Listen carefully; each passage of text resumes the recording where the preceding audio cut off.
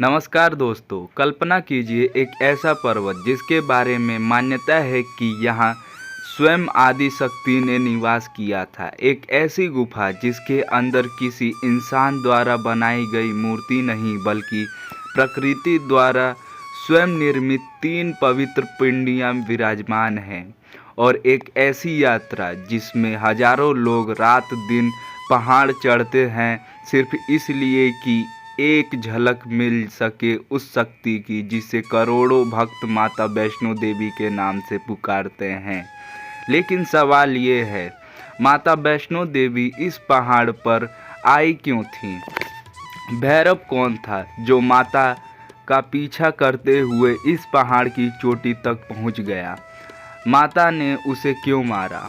और फिर उसी भैरवनाथ को ऐसा वरदान क्यों दिया कि आज भी माता के दर्शन बाद भैरव बाबा के दर्शन को यात्रा का महत्वपूर्ण हिस्सा माना जाता है? और सबसे बड़ा रहस्य, गुफा के अंदर मौजूद वे 3 पिंडियाँ आखिर किसका प्रतीक है? आज की इस कहानी में हम जानेंगे वैष्णो देवी धाम की पूरी कथा, इतिहास, रहस्य और उससे जुड़े मान्यताओं के बारे में। तो कहानी शुरू करते हैं।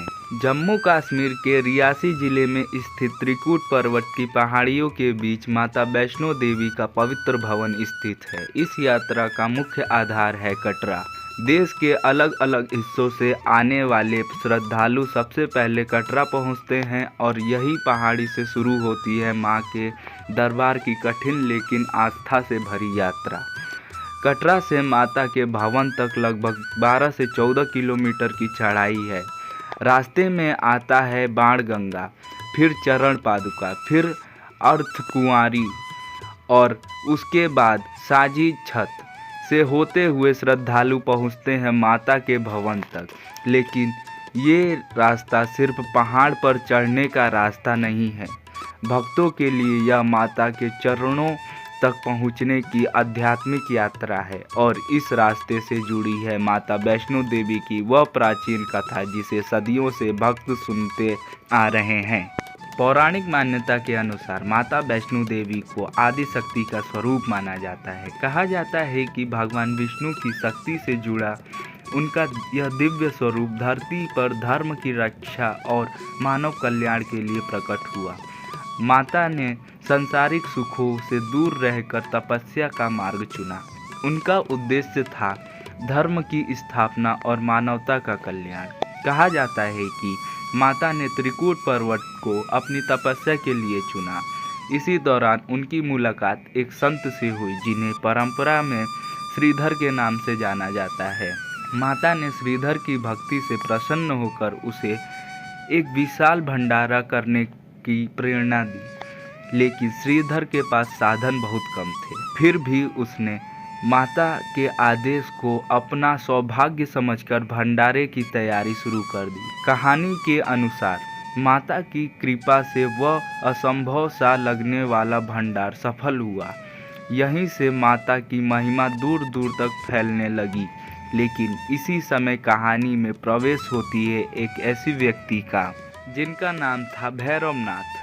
भैरवनाथ एक शक्तिशाली साधक और तांत्रिक माना जाता था। कथा के अनुसार उसने माता की दिव्य शक्ति को देखा और उनके पीछे चल पड़ा। लेकिन माता किसी सांसारिक संबंध में बंधना नहीं चाहती थी। उन्होंने भैरवनाथ को समझाने की कोशिश की लेकिन भैरवनाथ उनका पीछा करता रहा। माता वहां से निकलकर त्रिकुट पर्वत की ओर चली गई। कहा जाता है कि माता ने रास्ते में कई स्थानों पर विश्राम किया। इन्हीं स्थानों को आज तीर्थ यात्रा के प्रमुख पहाड़ों के स्वरूप में देखा जाता है। कहानी के अनुसार जब माता पहाड़ों की ओर बढ़ रही थी तब भैरवनाथ लगातार उनका पीछा करता रहा। अंततः माता एक पवित्र गुफा में प्रवेश कर गई। यह वही स्थान माना जाता है जिसे आज हम माता वैष्णो देवी की पवित्र गुफा के नाम से जानते हैं। लेकिन भैरवनाथ वहां भी पहुंच गया और तभी माता ने अपना दिव्य स्वरूप धारण किया। कहा जाता है कि माता ने भैरवनाथ का वध कर दिया। उसका सिर पहाड़ की दूसरी चोटी पर जा गिरा। आज जिस स्थान को भैरव घाटी और भैरव बाबा का मंदिर कहा जाता है, उसे इसी कथा से जोड़ा जाता है।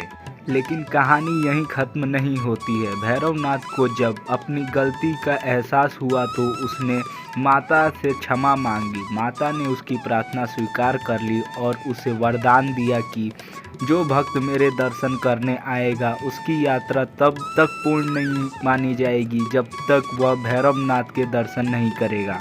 इसी वजह से आज भी बहुत से श्रद्धालु माता वैष्णो देवी के भवन में दर्शन करने के बाद भैरव बाबा के मंदिर जाते हैं। यानी जिस भैरवनाथ ने माता का पीछा किया था, उसी को माता ने अंत में अपने भक्तों की यात्रा का हिस्सा बना दिया।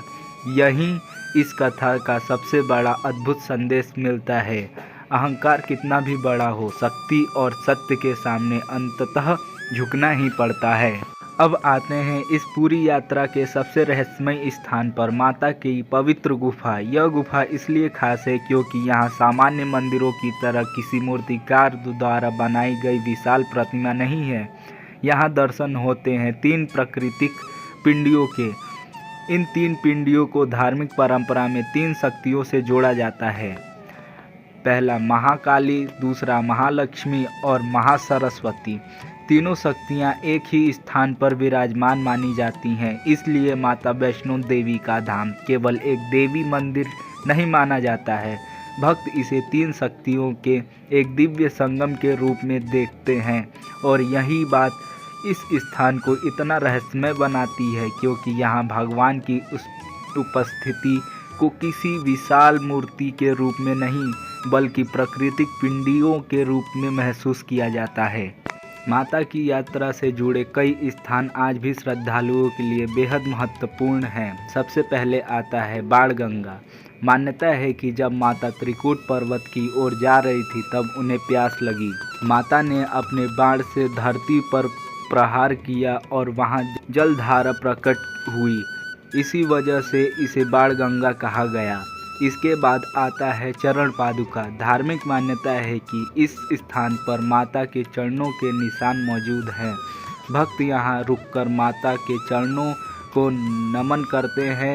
इसके बाद यात्रा आगे बढ़ती है और पहुँचते हैं अर्धकुंवारी। अर्धकुंवारी वैष्णो देवी यात्रा का एक बेहद महत्वपूर्ण पड़ाव है। मान्यता है कि माता ने यहाँ एक गुफा में रहकर लगभग 9 महीने तक तपस्या की। इसी वजह से इस स्थान को गर्भजून भी कहा जाता है। भक्तों की मान्यता है कि इस गुफा से होकर निकलना एक नए आध्यात्मिक जन्म का प्रतीक है।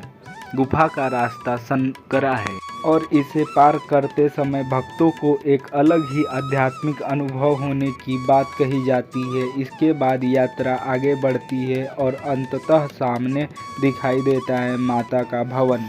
कई किलोमीटर की यात्रा पूरी करने के बाद जब भक्त माता के भवन में पहुंचते हैं तो उसके मन में सिर्फ एक भावना होती है, माता के दर्शन हो जाए। पवित्र गुफा के अंदर 3 पवित्र पिंडियाँ के दर्शन होते हैं।